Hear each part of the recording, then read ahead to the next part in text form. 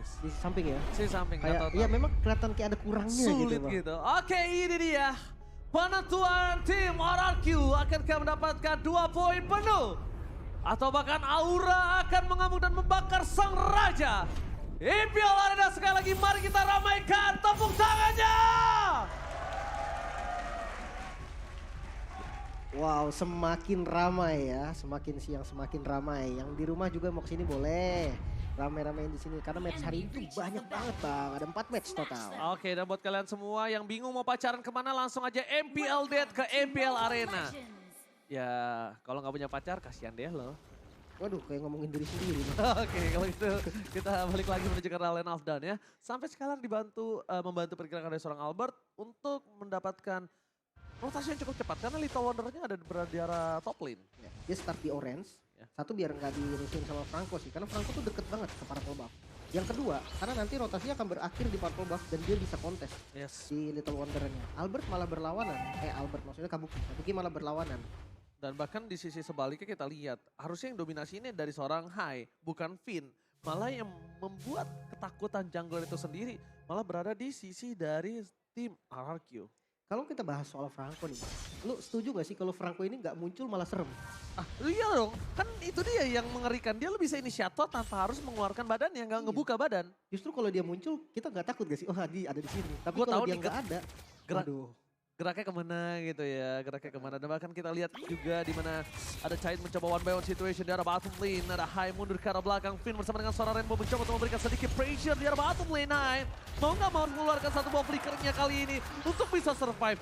Tembok yang sangat tepat dikeluarkan oleh seorang Finn, barrier 1 kali 24 jamnya. Kali ini portal yang sangat tepat bahkan sampai membuat Hai mendapatkan flickernya. Iya lumayan sih ya untuk di awal. Walaupun nggak ada kill yang terjadi. Tapi menurut gua ini udah lumayan banget nih. Source besarnya udah keluar. Sosok dari Roamer. Gak punya flicker ketika di turtle pertama. Otomatis semua bagian frontnya akan lebih berani. Dan Martis Experience match up sama Glow. Jujur kalau memang di fight adu terus. Kayaknya Martis masih bisa deh untuk ngasih damage dan kabur. Alright, tapi yang paling sulit adalah Martis di sini nih. Ini akan ada zoning out yang tidak cukup adil kalau gue bilang di arah EXP lane. Kenapa? Glue itu survive banget. Dia benar-benar bisa bertahan hidup untuk nge-zoning out para pemain dari tim Aura Fire lainnya. Tapi lihat, Retribution berhasil didapatkan dengan Kabuki sangat baik. Bahkan first blood didapatkan dengan 1 point kill atas seorang Finn yang mahal.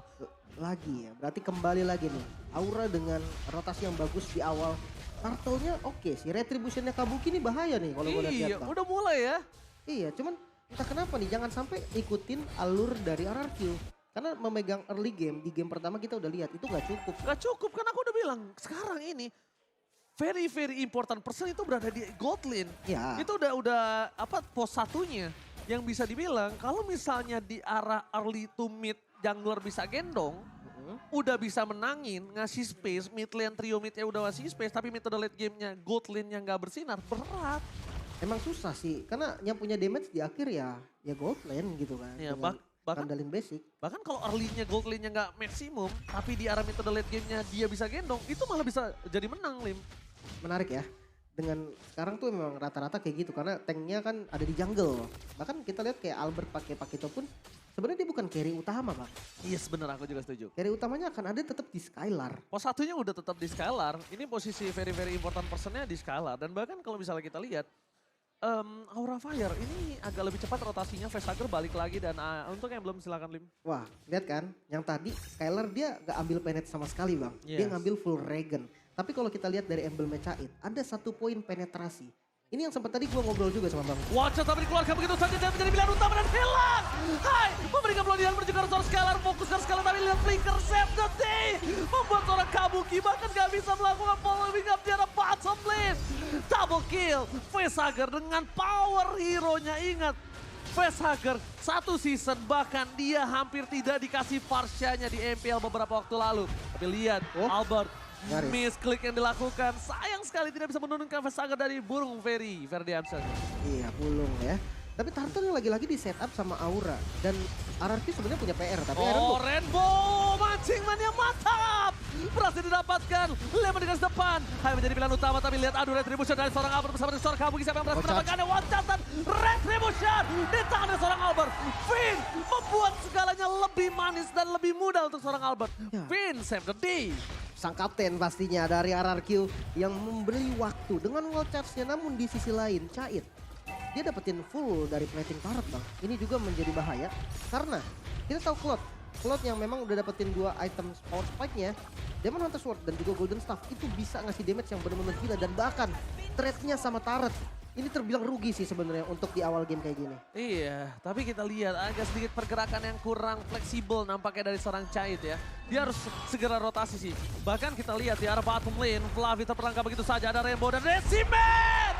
Hilang langsung membuat para pemain dari tim Aura Fire. Mereka harus sadar Flavi tidak boleh terbuka positioningnya. Para pemain dari tim Aura Fire harus memberikan waktu untuk seorang Cait. Albert di belakang sana, dia berani banget mengedu 1 lawan 1 dengan seorang Kabuki. Tapi untungnya Hai terdeteksi. Kalau Hai tidak terdeteksi itu mungkin Albert masih bisa dive in. Menarik memang ya dengan sebenarnya mungkin metode yang dilakukan sama Aura Fire memang seperti ini. Namun waters ternyata mas. Oke, watch dikeluarkan. 1 poin telah didapatkan. Para pemain dari tim Aura Fire kali ini mereka mencoba untuk memberikan sedikit pressure terhadap seorang Kabuki. Tapi masih ada Facehager mencoba untuk membalikan kembali keadaan. Atau ingatkah kalau Facehager tadi di war di arah bottom lane yang dimenangkan oleh RRQ, Facehager membalikan dengan 2 point kill. Iya. Itu jangan sampai dilupakan. Posisinya sih yang paling bagus Posisi ininya itu dengan Parsianya itu sangat-sangat bagus. Bahkan dengan dia Purify sekalipun ya. Walaupun dia dengan Purify, dia bukan flicker loh. Iya. Mungkin mau nggak mau ya nanti Wachas flicker mas dari Finn dan Renner lumayan sakit sebetulnya. Dan balik lagi Aura sekarang lagi memegang keuntungan nih dari vision mapnya karena 1 turret udah hancur dan conceal play ini yang memang mereka butuhkan. Tapi mereka butuh target besar, udah nggak boleh lagi makan Finn. Oke, mereka tunggu target yang cukup besar tapi Fluffy tidak boleh ngebuka seperti itu lagi. Kalau nggak bareng sama Hai. At least kalau Fluffy-nya terkena poking, ada Bloody Hand yang dikeluarin. Bisa di commit ya? Yes. Sebenarnya mungkin jangan sampai dipok tapi nggak balas pok bang, itu yang bahaya. Yes, jadi kayak nggak adil pertukaran darahnya. Bener, nantinya dia akan dipaksa recall dan sebagainya. Dan bahkan itu akan posisi 4 versus 5. Alright, kali ini kita lihat Kabuki yang berada di garis depan terlebih dahulu. Langsung ada Bloody Hand, Lemon yang menjadi target utama. Split membuat Lemon mencoba bertahan tapi ternyata tidak bisa terlalu lama dengan Decimet yang dimiliki tim Aura. Kabuki dipaksa untuk mundur. Kabuki gak memiliki darah untuk bisa mengadu Retribution. Tapi di sisi sebaliknya, Fluffy, Cait tidak mau tim fight lebih dalam lagi. Cait sedikit terlalu terburu-buru untuk masuk. Dia butuh stacknya dan sekarang Cait bisa bersinar. Tidak ada wall charge, dia punya sprint, dia punya blazing duet. Tapi ternyata Cait gak masuk. Ini harusnya kesempatan maksimum. Ini harusnya kesempatan yang mahal untuk Cait bisa masuk loh. Iya. Itu Cait free banget. Mungkin memang niatnya untuk reset doang bang. Dan Kabuki hampir saja bisa ditumbangkan, dapetin 1 turret. Dan seperti kita tahu kenapa Albert tadi semangat banget bang ya. Atau sedikit grogi dari retri. Iya. Kita tahu ya, dilihatin emang begitu ya. Ditonton oleh ini support system terbaik. Tapi Cait, kalau sekarang ini bukan waktu yang baik. Ini bukan waktu yang baik, bahkan dari tadi yang dia lakukan menurut aku. Dia membuang waktu yang harusnya dia bisa dapetin gold di sisi lain. Bisa farming, bisa ngelakuin split push mungkin. Malah kita melihat kok malah Kabuki yang nge-split gitu kan. Yang harusnya sosok Kabuki tadi ya udah recall aja. Terus dia langsung balik lagi ke turtle, Caitnya yang turun. Karena kita anggap apa? Mereka under kondisi gold. Mereka butuh gold itu. Dan mereka butuh Cait untuk dapetin banyak banget gold dengan item yang cukup mahal dari Bloody Hand. Iron Hawk yang sangat maksimal. Finn, Watch dibalikan kembali ke arah mundur ke arah belakang. Cait masih bermain dengan safety kali ini. Tapi para pemain dari tim Aura Fire mereka sepertinya tidak akan dilepas begitu saja. Finn dan strike for defensive Cait. Blazing duet hanya untuk defensif. Sedikit pergerakan yang cukup sayang sekali, bahkan mereka harus kehilangan high-nya. Agak maksa sih bang. Ini kalau bisa kita bilang bukan hanya maksa. Kalau lihat based on game yang pertama, yang satu Blazing Duet for offensive, sekarang for defensive. Kasusnya beda. Lihat bahkan para pemain dari tim Aura, mereka udah nggak bisa bertahan lagi. Source skill yang habis, nggak ada Feather Extract. Gimana caranya mereka bisa mengcover? Mungkin di war yang tadi ya, pertama satu Source Blazing Duet yang udah keluar. Entah kenapa Blazing Duet kan udah keluar nih. Tapi tiba-tiba kita ngelihat Hyde yang masih nyoba Iron Hook bang. Emang nggak kena siapa-siapa, tapi tetap susah. Tapi lihat Tel ini masuk terlalu dalam, Finn. Memang sering terjadi seperti itu. Dan bahkan Finn adalah salah satu roamer yang sering di take down gak sih? Ya sebenarnya mungkin gini ya. Most Ini dead dia tuh salah satu romer most dead ya. kalau gue coba pikirin nih apa yang coba dilakukan Vin.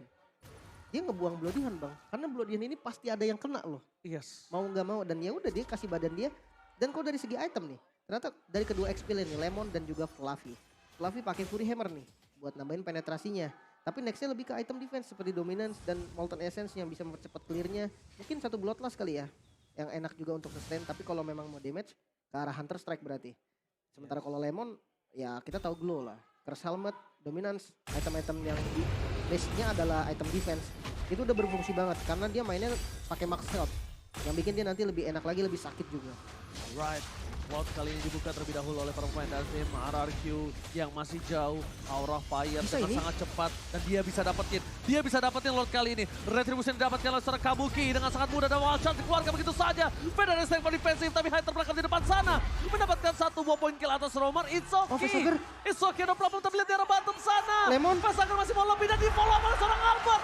Ditukar dari seorang Albert dan di sini Albert juga menjadi korban jiwa. Double kill from Rainbow. Giant. Akhirnya Giant bersinar dengan ada offensive game yang dimiliki dan ternyata Kabuki tertinggal. Damage yang diberikan dan bahkan benar-benar dimainin kucing-kucingan di depan sana oleh seorang Rainbow. Oh di side-nya sih yang mungkin agak kurang tepat tadi ya untuk kejar ke arah Rainbow. Karena ya kita tahu Benedetta damage-nya nggak seberapa. Dia nggak bisa burst damage dan dengan dapatnya Lord. Aura Fire malah kehilangan inner turret-nya. Ini yang bahaya. Lagi-lagi Hai yang udah bagus tadi dia jadi korban. Dia jadi Cukup tumbal. satu, udah. Ya, Cukup sisanya satu kan? mundur. Mundur, reset karena Rom yang tumbang, ya uts gitu loh. Hidupnya juga cepat kok. Tapi masalahnya ya dengan Lord yang kali ini mereka dapatkan. Paling nggak tujuan mereka harus dapetin inner turret-nya dulu nih. Apakah cuma satu inner turret yang dapat? Kalau misalkan satu itu bakal jadi rugi banget. Alright, tapi di arah top lane sana Lemon mencoba untuk menahan Lord agar tidak masuk ke arah turret yang dimiliki dari tim RRQ. Mencoba untuk menutup begitu saja Facehager. Udah tidak ada lagi Vader Effect yang dimiliki, sedangkan Skylar dengan sangat cepat, dengan sangat instan melahap seluruh Lord di arah top lane. Aura Fire mendapatkan Lord tapi Aura Fire belum bisa mengejar dari segi gold. Lim. Wah ini sebenarnya ya defense yang dari RRQ lakukan tadi itu terbilang bagus juga.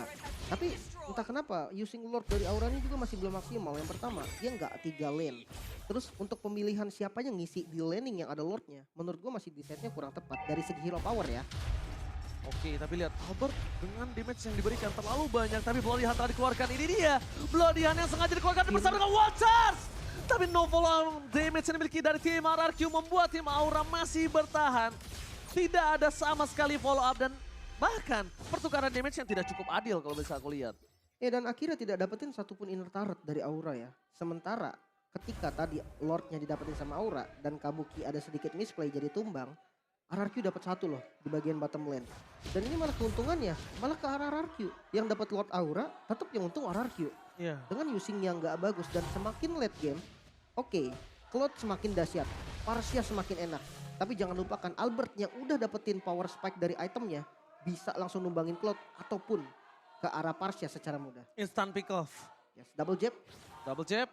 Ya kan kita bakal lihat para pemain dari tim Aura mereka memberikan EXP lane-nya bersama dengan tim RRQ. Tapi Lemon melihat posisi dari seorang Facehager di garis depan. Lemon benar-benar membuat seorang Facehager ini ketakutan. Tapi Rainbow di depan sana memancing keributan.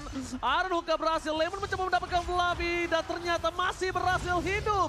Udah ada informasi diberikan, tidak ada ultimate dari seorang Lemon. Rainbow di garis depan, flicker digunakan untuk defensif. Permain dari tim Aura Fire, Chai Mustang.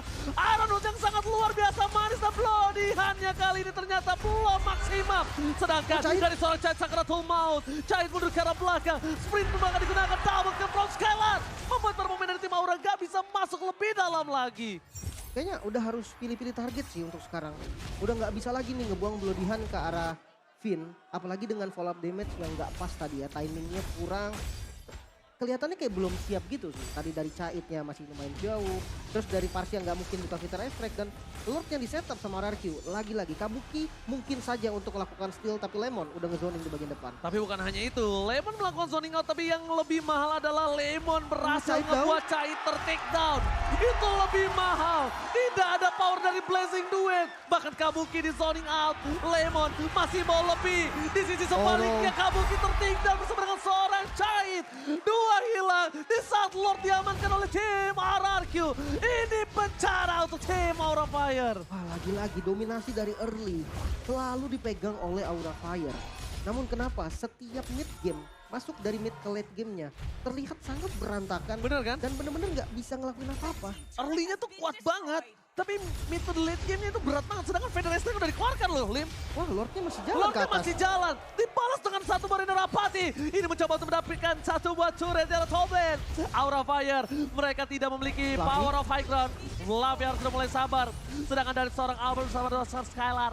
Mendorong 2 wave secara bersamaan di 2 lane yang berbeda. Aura Fire, mereka harus sabar.